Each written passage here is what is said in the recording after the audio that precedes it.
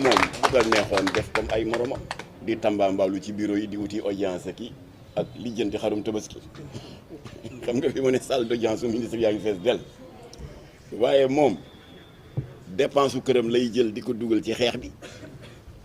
am na yoo xam ne mënu ko waxal boppam moo tax man ma dog suma soxla yëpp ma ne comme que li may xeex moom lay xeex parce que ñun dañu waroon def conférence de presse comme que ñun li ñuy xeex moom lay xeex il faut ñu éviter une dispersion des forces moo tax Jamra ñëw tëral teg programme si suuf ñëw adhéré ci programme naka la kuréel bi tudd rappel à l'ordre loolu rek la kon Abdou Karim cant ak ngërëm ñeel na la yal na yàlla sàmm yàlla aar la lafal la cat musal la ci pexey noonu ndax lii ngay def bu fi Cheikh Amadou Bamba ne woon loolu lay def bu fi Seydi Hadji Malick nekkoon loolu lay def Cheikh al Islam ak Seydina Limam xale nga waaye mag ñi ne nañ xale bu loxoom setee mën na bokk ak xale yi ndab mën na bokk ak mag ñi ndab yow mën nga bokk ak ñëpp a ndab ndax lii mosoo si jóg ba nga nekkee tout tànk ba léegi man ba ma la xamee ba léegi ci lii nga dëkk di bañ les contre-valeurs di xeex contre lépp luy tilimal malaanu l'islam di xeex contre lépp luy raam jëm ci penc mi nar a yàq jikko yi particulièrement jikko xale yi ci loolu nga dëkk ku la jàppalewul rek xëy na dafa ne ci leneen yal na yàlla sàmm Abdou Karim wax na leen ko sànq sama retard dara waralu ko rek parce que du teggin yéen ni seen jot xatee yéen presse bi ñu jox leen rendez-vous 15 heures man may ñëw 16 heures passé du teggin moo taxoon sànq dañ jokkoo téléphone ma ne ko balaa maa egg si ci yow na nga ma jiitu jébbal sama njéggal à la presse waaye ci liggéeyam laa nekkoon ci combat am parce que yéeg ngeen ne que fa ñu jaaroon avec le faux oustaz la Cheikh Ahmed Cissé bi doon wax naan aaye sàngam a sàngam la fa yàlla wax du dëgg ak wax yu ñaaw yi mu waxoon ci jàkk yi nee nañ fay joxe préservatif maanaam jumtuwaay njaalookat yi fa ñu jaaroon def suura jéem ko rappeler à l'ordre mu dëgër bopp ñu yóbbu ko ci yoon ñu nëbb ko jant bi foofu la ñu jaar ak waa ji ne dallu sëriñam moo gën alxuraan Baqara ba Naas combat Abdou Karim la combat Jamra la on ne peut pas être tous ensemble au même endroit Karim nekk ci lii man maa ngoon cëlale voilà kon teg nañ ko loxo démb ginnaaw bi Jamra defee shura moom dama ko jéggi dem wax ak xalif général am c'était au mois de janvier xalif général lu yàlla yi ñu di ko wax Cheikh Aliou Cissé waaw ma ne ko sa taalibe bi day mu ngi lëmbee réew mi réseaux sociaux yaa ngi toj këru diine yi mer nañu nee na sa dàll wii moo gën Baqara ba Naas alors foofu lañ jaaroon Ahmed Cissé alors moom mu naqaru que bi waa ji waxee ba mu désavoué ko réseaux sociaux yi dañu dagg waxam jàllale wax ju rëy ji Cheikh Moussa Diagne wax mu ne ci yéen laa yaakaar nag Jamra ngeen jàllale l'intégralité de la vidéo kon nag ku bëgg yeneen détails parce que c'est une longue histoire ça dure 45 minutes mën ngeen dem ci page u Jamra di ngeen gis suura ba ma am ak xalifa général yàlla yi pour ñaan ko mu rappeler à l'ordre Moussa Diagne bi nga xam ne tooñkat la mais comme que def na lu ne mu dëgër bopp te moomul nit ñi il non seulement wax na wax ju rëy waaye il persiste genre maa tey te dëkk bi am yoon ñu ngi gërëm le procureur Ibrahima Ndoye qui a pris les devants daal di actionner le commissaire Djidiack Faye ñu jàpp ko démb ci guddi dans la nuit du jeudi 15 au vendredi 16 département de Foundiougne région de Fatick il est dans les locaux de la division spéciale de la cybercriminalité man nag dama leen doon yónnee ñoom cybercriminalité des vidéos complémentaires pour que bu ñu entendre waa ji ba noppi ba def le rapport d'audition boole ko ak vidéo yi déféré ko au parquet jébbal ko procureur voilà il appartient maintenant au procureur de décider de la suite à donner loolu lu bokk ci xeex bi la parce que lépp ci aar valeurs yu rafet yi fi mag ñu baax ñi bàyyi rek la xale yi tuuti nag tout tànk yi parce que gis naa presse bi li ci ëpp ay jeunes ngeen il faut que ngeen xam fu góor jigéen jóge parce que booy xeex dara da ngay xam li ngay xeex lan la mu bañ a doon ma riirandoo ñu ngi sant yàlla bi nga xam ne les deux grandes religions révélées yi nekk fii Sénégal di le christianisme ak l'islam ñoo ci bokk benn wax boo demee ci Injiil bi yonent yàlla Insa muy li suñu mbokku catholique yi tuddee la Bible nañu ko nettalee benn la mooy la malédiction de Sodome et Gomorrhe boo demee ci alxuraanul karim di sukkandikukaay de la majorité des croyants na ko bible ba nettale noonu la ko nettale amul différence moom la ñuy tuddee alaku askanu Lóot. askanu Lóot lan la il vivait dans la prospérité comme ni Europe mel tey à l'attention des intellectuels yi naan waaye yéen Jamra ak nitu dëgg yéen a ngi xeex ngóor jigéen Europe a ngi nii góor jigéen baa nga ne fàng te pourtant ils sont prospères ils ont de l'argent ils ont de l'économie askanu Lóot kenn gënu leen woon a prospère amoon nañu ay ressources minières am koom am lépp waaye nag ngóor jigéen nga nefal faax ci anam bu ñaaw dafa àndoon ak inceste ndax da ngay gis benn chef de canton benn chef de seen xeetu kuréel yooyu le di wujjee ak beneen moroomu chef de canton bu ñu dajee seen grand place dañ ko ne yooyu yaay ñàkk fayda yooyu yaa ngi ci benn faru góor rek nga am man am naa ñaar am naa ñett foofu la yëf yi tollu woon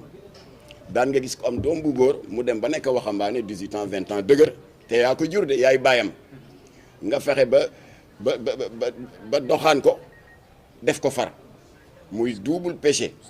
inceste parce que yaa ko jur ak ngóor jigéen ndax c'est deux personnes de même sexe loolu moo xewoon alxuraan di ko wax sa doom bible bi di ko wax Sodome et Gomorrhe loolu fa xewoon suñu borom subhaanahu wa taala nag soxorul buuru yërmande la ba dafa bokk sax ci 99 noom yi am na rahma rahim yooyu yëpp yërmande la du jóg rek dal ci kaw aw askan ak lu ñuy jubadi day envoyé loolu tubaab di wax les signes avant-coureurs loolu la def dafa yónni benn yonentam bu ñuy wax yonent yàlla Ibrahima ñëw ci tënk ci gàttal ak ci waxin wax a wax daa di leen laay biré la bonne parole lii ngeen nekkee baaxul kii moo yées ci comportement doomu aadama yàlla bind la nga nekk góor ni nga ne ko d'accorduma ba pare di jëfee tout le contraire ñu kokkali Ibrahima mission kale suñu borom ba tey ci yërmandeem dóorul de mu yónni jarbaatu yonent yàlla Ibrahima mu di yonent yàlla Lóot tamit ñëw di wax di leen laa biire def leen attention amu leen droit cette belle création de l'être de Dieu mu di la créature humaine ngeen di ko pervertir di ko dugal ci loo xam ne taxul yàlla sàkk ko ñu kokkali Lóot toog entre parenthèses c'est un des rares moments de l'histoire biblique et coranique boo xam ne yàlla dafa yónni ñaari yonent ñu bokk jamono parce que danger wu situation bi moo ko laajoon mbon nga peuple Lóot bonoon moo ko laajoon muy Ibrahima ak jarbaatam Lóot ñoo bokk jamono yàlla yónni leen ki kay buur bu am yërmande la ba ñu kokkalee yonent yàlla Lóot suñu borom ne danaa leen dox une dernière chance mu daal di yónni ñaari malayka waaye nag dañu am apparence humaine ñu dem seeti Lóot wax ko ne suñu borom subhanahu wa taala moo ñu yónni ndax sa jaan wàcc na Ibrahima jaanam wàcc na ñun dañu bëggoon ñu wax lu ci yàq Lóot daal di convoqué assemblée générale bu mag a mag dignitaires yeeg kilifa gox baak yépp mu ne leen ñii suñu borom subhanahu moo leen yónni dañu am apparence humaine waaye ñu nga jóge ca leer yu kawe commencé nag di leen yeesalaat li suñu borom mere askanu Lóot waaye li Lóot di wax yépp ci premier sàppe bi am na ñaari kilifa yoo xam ne dégluwuñu ko sax seen bët yi ñu ngi ko ne bàcc ci ñaari malaaka yi dëgg la ay malaaka lañu dañu am apparence humaine waaye dañu rafet mignon ndax leeri kawe ya ñu jóge Lóot di wax rek jékki-jékki ñaar ñooñu mënatuñ ko muñ comme instinct animal jóg ne bëri riir wuti malaaka yi Lóot ne leen déet li ëpp naa def man am naa ñaari doom ay jànq lañu mosuñoo dugg ci néegu sëy ñii bu leen laal suñu borom a leen yónni man je suis prêt à sacrifier man yonent yàlla Lóot mes 2 filles ma jox leen te ngeen bàyyi ñii gars yi ne ko déet ñii rek daal di passer n'est-ce pas de la parole à l'acte immédiatement suñu borom jóg daal di ne Seydina Ibrahima mu ne ko labbayk Seydina Lóot mu ne ko labbayk suñu borom ne génn leen dëkk bi ñii ils sont irrécupérables ci la yebal nag le commandant en chef des forces armées célestes muy Seydina Jibril alayhi salaam chefu malaaka yi mu ànd ak un contingent de 70 000 anges ñu dem ronu dëkk ba ci croûte terrestre bi mu di Sodome et Gomorrhe texali ko de la croûte terrestre naaw ak dëkk ba ca kaw dëpp ko dóor ko ci suuf taal ko dëkk ba tàkk juróom-ñaar fukki guddi ak juróom-ñaar fukki bëccëg ba nekk ko dóom loolu la suñu borom def ci kattanam subhanahu wa taala borom kun fa yakun noonu la leen effacé ginnaaw bi mu artu jariñul dara fa la mujjee ak ñoom foog ngeen xam ne foofu la ngóor jigéen jóge waaye nag alaaji Ibou Sakho ñun ba ñu nekkee xale maak maître Mame Adama Gueye Abdou Latif Gueye bu daan def tafsir Quran fii ci juma ca dem dañ daan dem déglu ji moom dégg naa mu joxe une information complémentaire concernant la malédiction de Sodome et Gomorrhe nee na li ulamaaw tafsir yi fàtte mooy suñu borom ginnaaw bi mu leen joxee ces 3 portes de sortie pour ñu génn ci lu bon li ñu nekkee avant malaaka yi di leen effacer dafa am benn groupe bu malaaka bu suñu borom yónni ñu defi une dernière prospection balaa muy raser dëkk ba malaaka yooyu ba ñu demee dañuy ñëw rendre compte suñu borom ne ko ñii nga bëgg a faagaagal day gox sàngam am na ay kilifa yu fa nekk de guddeeg bëccëg ñu ngi lay sàbbal beneen malaaka ne ko gox sàngam kilifa sàngam nga ma fa ne toujours mu ngi lay wéetal gox sàngam Ibou Sakho ndeysaan ci waxinam ba explication yi bare suñu borom ne oho ñooñu ngeen may wax naan ñu ngi may jaamook ñu ngi nangam fan la ñu nekkoon bi jikko yi di yàqu bi dëkk bi di yàqu malaaka yi teg mu ne leen kon nattu wi na ngeen ko tàmbali ci ñoom foofu la suñu borom génne après bi sang bu tedd Seydina Mohamed dikke aaya boobu daal di ne wattaqu fitnatan laa tusibanna allazina zalamu minkum xaasa mu ngi ci alxuraanul karim yéen jaam yi moytu leen sama mbugal boo xam ne bu ma koy dóor ci seen kaw du yem rek ci bopp ña ko créé kon ñun ñi toog fi yëpp ay naan waaw man duma ko def sama doom nekkul nguur jigéen nekkul lii loolu génnuñu ci de suñu borom nee na bu wax jotee ña mën a wax te war a wax nañu wax pour que bu nattoom ñëwee xëy na bu boobaa mu mën a def xaaj ak seen voilà kon il fallait ngeen xam loolu pour ngeen mën a comprendre xadaru Abdou Karim Gueye contre ce fléau là ak Jamra parce que yàlla moo ko bañ suñu boroom moo criminalisé ngóor jigéen fukki yoon ak juróom benn ci alxuraan avant ñuy préparer suñu offensive bi nga xam ne le régime de Macky Sall rejeté woon na suñu proposition de loi ñu war a def benn daje bu mag yéen ñëpp a ngi koy fàttaliku dégg naa Blaise di ko rappeler léegi place de l'Obélisque pour wane suñu indignation ginnaaw bi la mafia APR Benno Bokk Yaakaar bloqué suñu proposition de loi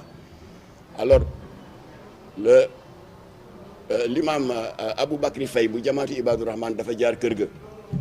nee ma Gueye on va vers une offensive historique te dafa am solo ci communication bi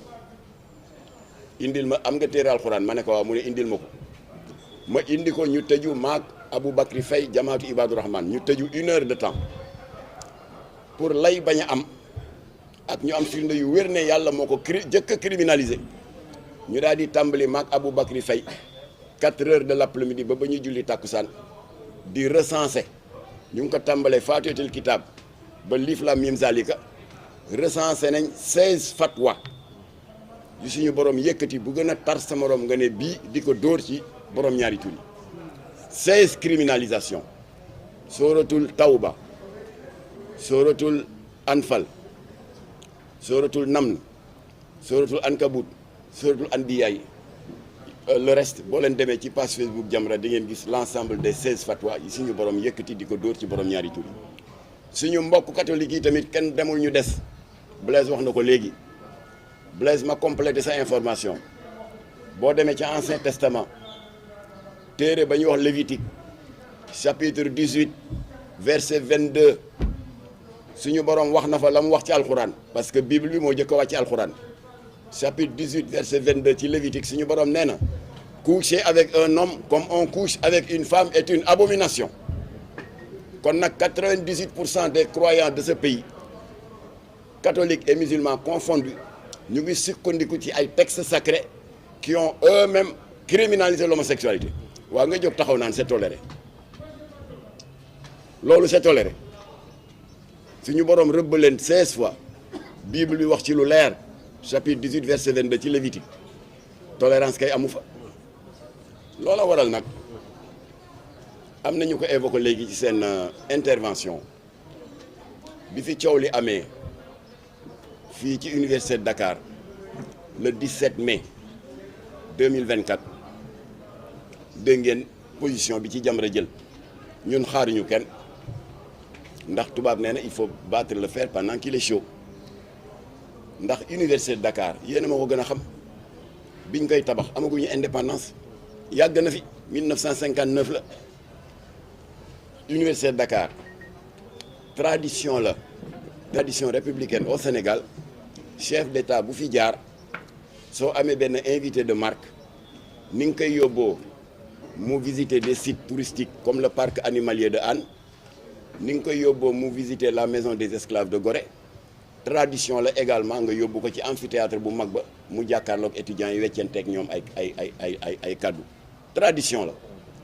le premier président de la République Léopold Sédar Senghor moo fi indi woon Yasser Arafat foofu ci université fi Mélenchon taxawoon Abdou Diouf indi woon na fi Nelson Mandela Ablaye Wade indi woon na fi dégg nga Nicolas Sarkozy ainsi de suite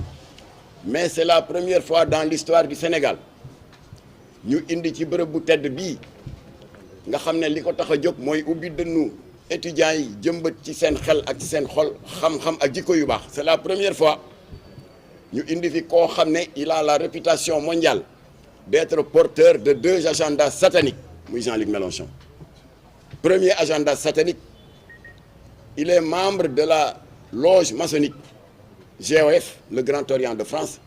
depuis 1983 le Jean-Luc Mélenchon adhéré au Grand Orient de France qui est la loge maçonnique la plus islamophobe d'Europe j'expliquerai pourquoi après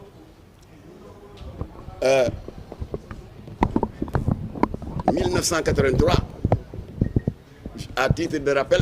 mooy année bi ñu créé Jamra février 83 ça fait 42 ans kon Jean-Luc Mélenchon a 42 ans de militantisme maçonnique mënul nax nit ñi waaw il soutient la cause palestinienne parce que c'était la veille des élections européennes je soutiens les minorités tappale la parce que mënuloo adhérer dans une loge qui combat les musulmans ba pare ngay jaar suuf def double jeu naan yaa ngi soutenir les causes des minorités c'est de la politique politicienne c'est de l'hypocrisie avec tout le respect qu'on lui doit alors je disais il est porteur de cet agenda satanique en étant membre maa ngi dégg ay boy nekk ci réseaux sociaux yi daal ne waaye démissionné na woon en l'an 2000 ma ne ko kon taxul mu rëcc de admettons même l'an 2000 mu milité depuis 83 ba 2000 ñaata la 17 ans même bu dee loolu sax 17 ans de militantisme maçonnique alors ndax xam ngeen ne loge maçonnique yi dafa amoon scission en 1776 ci gàttal parce que la franc-maçonnerie est d'origine anglo-saxonne ba scission amee tendance bi Jean-Luc Mélenchon bokk mooy tendance bi ëpp ay góor jigéen ak ay franc-maçon ñooñu ñoo tasaaroo ci àdduna bi une loge très puissante avec ses 50 000 membres et ses 12 000 loges réparties à travers le monde c'est la loge maçonnique la plus islamophobe ndax ñan ñooy bàkkoo ne interdiction du port du voile officialisé nañ ko léegi dans les établissements publics c'est le Grand Orient de France bi Jean-Luc Mélenchon bokk ñan ñooy bàkkoo ne ku bëgg a ñëw tabax jàkk en France communauté musulmane bu ñëw bëgg a déposer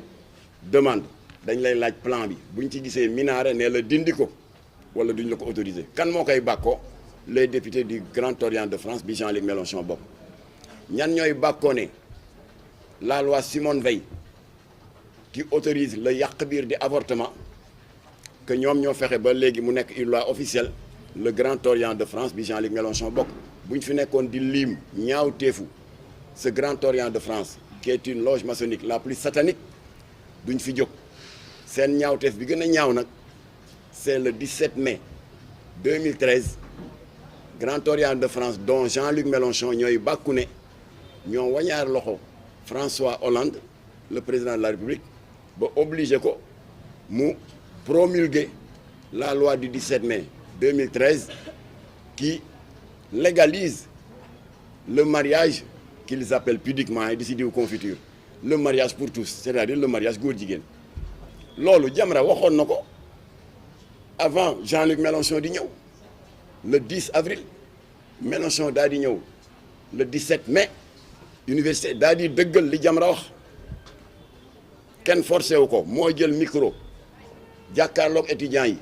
des milliers d'étudiants sans compter ñi xajul woon ci amphithéâtre bi nekk ci biti mu ne leen mes chers étudiants savez-vous que j'ai été le premier législateur français à avoir introduit un texte de loi allant dans le sens de la légalisation du mariage homosexuel kan moo ko wax daf di Abdou Karim daf di Jamra moo ko wax loola waral nag may wax goos yi cëppi-cëppi ci réseaux sociaux yi seen mu sell mi juum na waru foon invité Jean-Luc Mélenchon je sais que bi ko Sonko di invité il était animé de bonne foi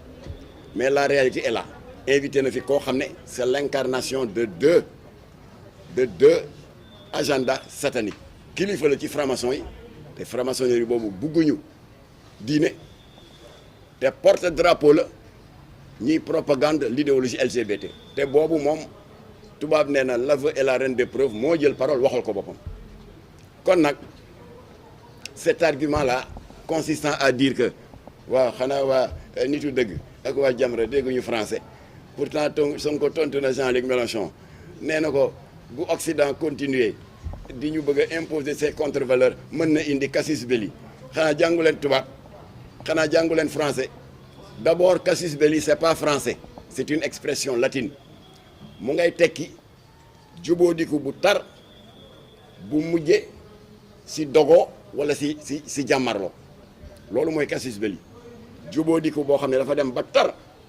ba mujje si jàmmarloo waaye suñu wax daal mooy diversion daal bu mu fi am ay casus belleeg Moussa belleeg Firawna belleeg waru ko fi woon indi seen mu sell mi juum na nangu ne juum na dellu ginnaaw et on avance alors bu ko defee nag la ñu ragaloon moom mu jaam ndax tontu na ko tontu bu gën a garaaw tontu bi Macky Sall defoon maak Abdou Karim yi ñoo daloon ci kaw Macky Sall ci yar ak teggin nag ñun dañuy demoon fële Café de Rome nekk ñu fi di def ay communiqué anonyme dañu dem Café de Rome à visage découvert ñu ci bari ci yéen caméra yi yéen a nga fa woon ñu ne ko monsieur le président gàntal nga Obama dëgg la mais formulation bi ànduñu ci parce que ça nous met en danger ñun askanu Sénégal ndax yow président rek nga bu sa mandat jeexee da ngay génn dem benn journaliste ne ma waaw mais du opposé na ko une fin de non recevoir doyul ma ne ko gàntal na ko mais il nous expose lan la tontu Obama suite à son interpellation indécente on n'est pas encore prêt le danger mooy lobby LGBT yi doon déglu loolu en live mën nañ ne Sénégal day mënees naa tàmbali am yaakaar parce que nee na on n'est pas encore prêt xëy na loolu mën naa tekki ne jamono dana dox ba Sénégal ils seront prêts c'est dangereux ñu dal ci kaw Macky Sall waa léegi Sonko mooy kan bu indee tontu bu gën a pire que bu Macky Sall mooy kan ba dañu war a damm suñu loos naan ko oui monsieur d'accord monsieur du ñu ko def kon nag c'est toléré bi nga wax monsieur Sonko c'est 10 000 fois plus grave li Macky Sall la wax la preuve c'est pas un hasard ba nga ne c'est toléré rek ci la lu mësul am Sénégal am fi ndax góor jigéen ñi dañ daan faral di nëbbu ñoom Karim intervenir nañu ci moo ko Imam Mbaye Niang ak Oustaz Aliou Sall le mariage homosexuel ba amoon mbaaw waaye dañ ko doon nëbb am na ay lesbiennes yi ñuy jàppoon fii à Thiaroye Léona waaye dañ ko doon nëbb waaw ak ña ñu jàppoon fële ca Kaolack ñu clandestinement ñuy takk ay sëy dans l'école Ibrahima Diouf de Kaolack mais dañ ko doon nëbb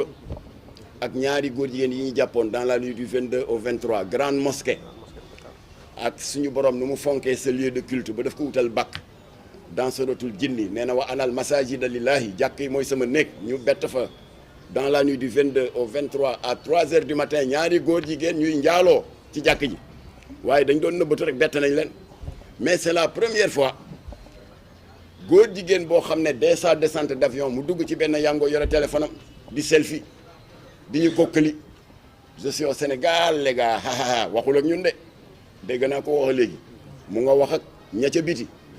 mu ngi leen di wan ne c'est toléré, la voie est libre moo tax c'est toléré bi tax na góor jigéen yi ñu ngi màbb di ñëw fii te duñ ko nangu góor jigéen yaa ngi màbb di ñëw fii di occuper la Petite Côte Ngaparou ak Gorée te ils ont un programme malheureusement Ababacar Mboup dafa amee une infection ci gencive bi waaye bu ñëwoon expliquer leen programme bi nga xam ne waa ji ngeen gis ci télé bi moom la yore te nëbb leen ko moom lijjanti na ba am ko programme la ñu am fii ci Sénégal et ça ne peut pas passer moo tax nag li fi sës léegi mooy ay jëf jalon bu njëkk bi mooy bii y a un front qui est créé rappel à l'ordre boo xam ne diaboliser wuñu kenn stigmatiser wuñu kenn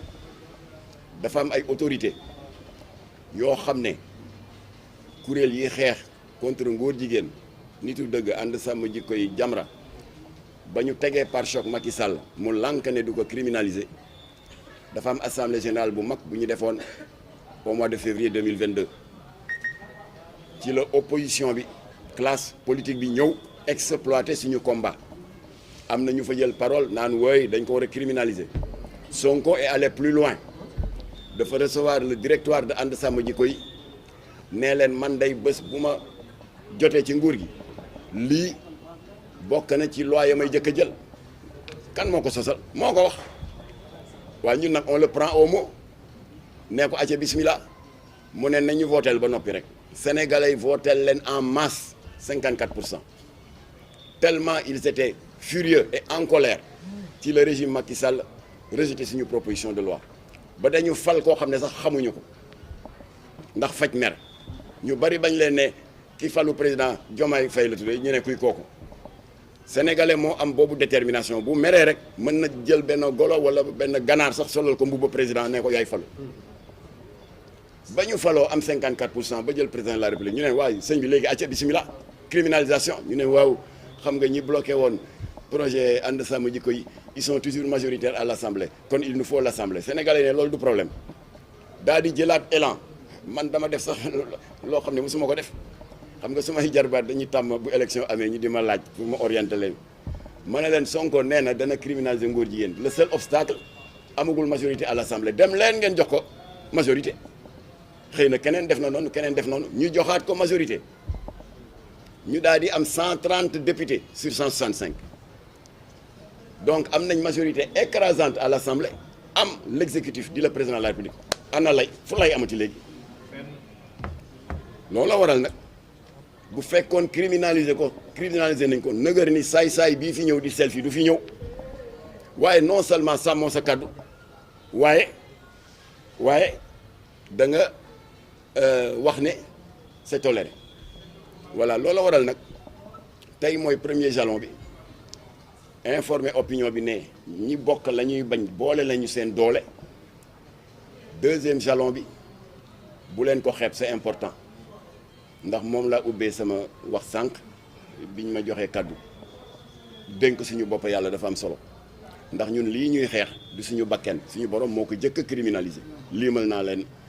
ay liimal leen tamit li suñu borom waxoon avant l'islam di ñëw dans Lévitique de l'Ancien Testament kon prochain jalon bi dañu bëgg a jëmmal kàddu suñu borom pour wan ko ne tey la ñu gën a ngoy ci la ngay bañ mu di bi suñu borom créé benn mini Sodome et Gomorrhe mooy foofa ca rond point ngor ba Sodome et Gomorrhe bu ndaw la parce que dem leen ngeen xool rek soo loolu am des connaissances en urbanisme boo xoolee immeuble yi ko wër am na yu màgget yoo xam ne ça date de 1950 waaye ni mu ne cooc immeuble bii ku ko xool muy bu moderne ce n'est pas un hasard góor jigéen yi nekk ci deuxième ak troisième étage te loolu waa ji moo ko wax ci doon selfie dem leen ngeen xoolaat vidéo am nee na ñoom ñun ñoo occupé woon deuxième ak troisième yàlla jël immeuble boobu màbbal ko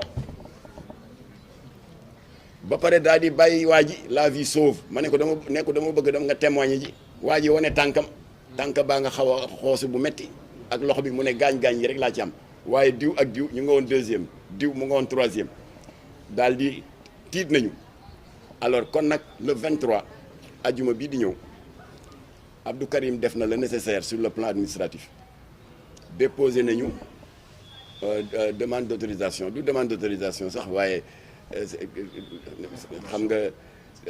l'article 10 de la Constitution moo garantir à chaque citoyen le droit d'exprimer son opinion par la pensée, par la plume, par l'image, pourvu que l'expression de ces opinions ne porte atteinte à l'honorabilité d'autrui et à l'ordre public. ñun porté wuñu honorabilité d'autrui personne, troublé wuñu ordre public. waaye nag mais c'est soumis au principe de la déclaration préalable. kon li Abdou Karim déposé c'est une déclaration préalable conformément à l'article 10 de la Constitution daf leen ne vendredi telle heure ban heure nga ci def 15 heures après la prière. vendredi après la prière telle heure ku nekk la nga jàppoon jullit catholique animiste ndax nous sommes liés par le même destin. le lobby LGBT dañu bëgg a wàcce mbugalu yàlla suñu kaw te duñ ko nangu alors ku ci nekk na nga ñëw